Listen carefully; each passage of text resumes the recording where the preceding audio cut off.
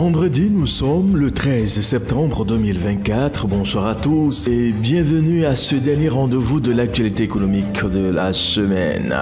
Au Niger, le Premier ministre Mahaman Ali Lamine Zein a signé le 11 septembre dernier 2 accords de financement d'une valeur totale de 47,6 milliards de francs CFA avec le Fonds international de développement agricole.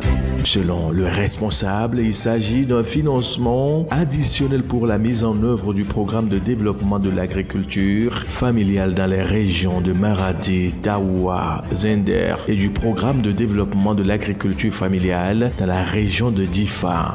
Globalement, ces deux projets devraient bénéficier à plus de 2,6 millions de personnes, incluant des réfugiés, des personnes déplacées et ou des rapatriés à travers plus de 24 communautés rurales. Pour le gouvernement, cette initiative devrait également contribuer à améliorer la sécurité alimentaire dans le pays.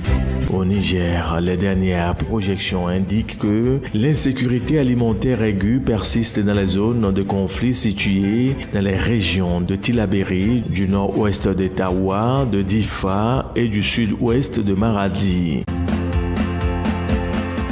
L'actualité économique, c'est aussi le Kenya qui a déjà placé 2000 tonnes de fleurs coupées sur le marché international au cours des 8 premiers mois de l'année 2024, soit 84% du stock total de 238 tonnes expédiées sur l'ensemble de l'année précédente.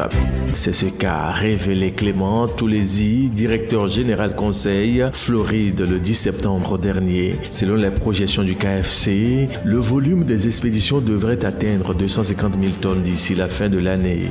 Cette prévision, si elle se réalise, signerait une progression de 5% par rapport à 2023 et un nouveau record d'expédition pour la filière kenyane. Il faut également rappeler que le Royaume-Uni, deuxième débouché pour les fleurs kenyanes, après les Pays-Bas, autorise depuis avril dernier l'importation de fleurs coupées en franchise de 3 sur son marché.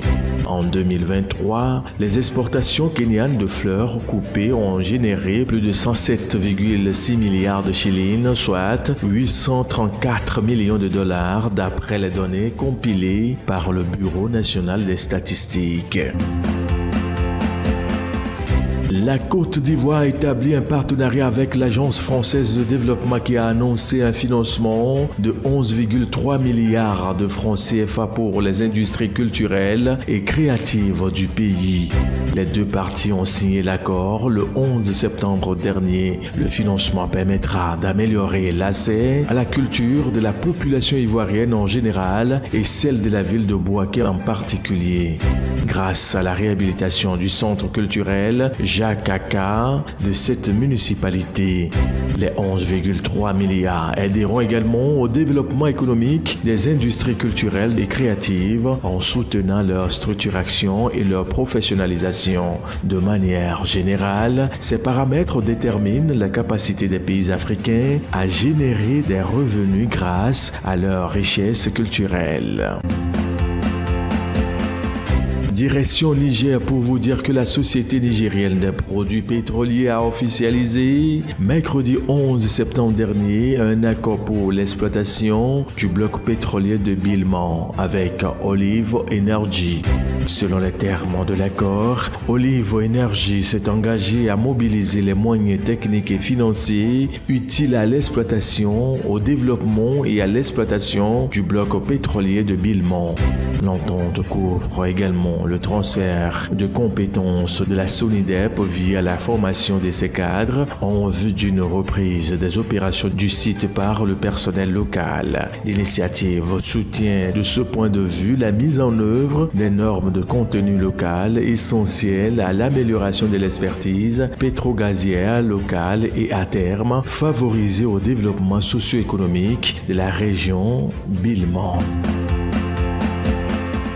Clôturons l'actualité économique de ce soir avec l'Égypte où la société norvégienne Scatec, spécialisée dans le développement de projets renouvelables, a signé un contrat d'achat d'électricité de 25 ans libellé en dollars américains avec Egyptian Electricity Transmission Company pour un projet hybride solaire de 1 gigawatt et de stockage par batterie de 100 MW sur 200 MWh en Égypte.